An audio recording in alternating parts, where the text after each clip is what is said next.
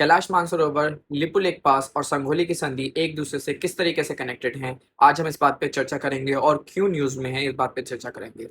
तो सबसे पहली बात, कैलाश मानसरोवर यात्रा, जो हर साल भारत की गवर्नमेंट जो है, अगस्त और जून के महीने में ऑर्गेनाइज करवाती है। लाखों श्रद्धालु कैलाश मानसरोवर, कैलाश पर्वत की तरफ जाते हैं। अब लिपुलेख पास, तो कैलाश मानसरोवर जाने के दो रास्ते हैं। पहला लिपुलेख पास, दूसरा नाथुला पास। तो नाथुला पास जो है वो सिक्किम में है और लिपुलेख पास जो है वो उत्तराखंड में है। लिपुलेख पास की एक खासियत है कि वो ट्राई जंक्शन है। ट्राई जंक्शन का मतलब है कि वो नेपाल के बॉर्डर को भी टच करता है, चाइना के बॉर्डर को भी टच करता है और इंडिया के बॉर्डर को भी टच करता है। तो अब ये लिपुलेख पास है। अब बात करते हैं संघौली की संधि की। तो अब संघौली की संधि इतनी ज्यादा चर्चा में क्यों आई? तो जो नेपाल के प्रधानमंत्री हैं, जो नए नए प्रधानमंत्री बने हैं, उन्होंने चाइना और इंडिया को ये स्टेटमेंट भेजा है संघौली की संधि का।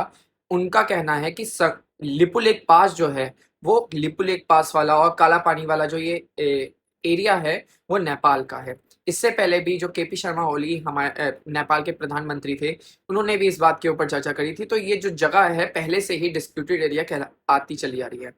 तो अब ये जो जगह इतनी डिस्प्यूटेड रही कैसे और क्या हिस्ट्री रही, इसके बारे में चर्चा करते हैं।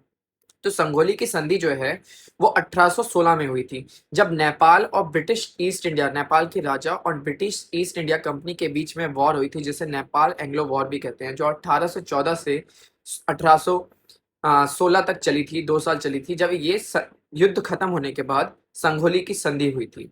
इस संधि में ये लिखा गया था कि जो नेपाल पहले काफी बड़ा था, कई सारे डिस्प्यूटेड जगहें थी, तो नेपाल का जो महाकाली नदी जो है उसके जो वेस्ट साइड की जो एरिया होगा, वो राइट साइड का जो एरिया है वो महाकाली नदी के बराबर वाला जो एरिया होगा वो नेपाल का रहेगा। तो अब सिचुएशन ये है कि उस समय तो इस संधि में सब कुछ सही रहा था, लेकिन आने वाले समय में ये जो लिपुलेख पास है इसके ऊपर भी डिस्प्यूटेड बातें चलती गई और अभी भी कुछ सालों से बहुत ज्यादा चर्चा में चल रहा है।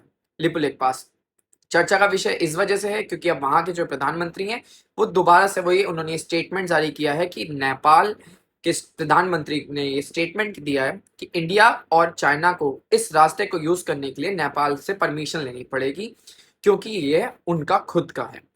तो अब इसके बारे में आपकी क्या राय है कि ये जो डिस्प्यूटेड एरिया बन रहा है, जबकि नेपाल और भारत के बहुत अच्छे संबंध हैं, मतलब सभी लोग जानते हैं। तो अब आगे आप लोग की क्या सोच है इस चीज के ऊपर कमेंट में जरूर बताइएगा। Thank you.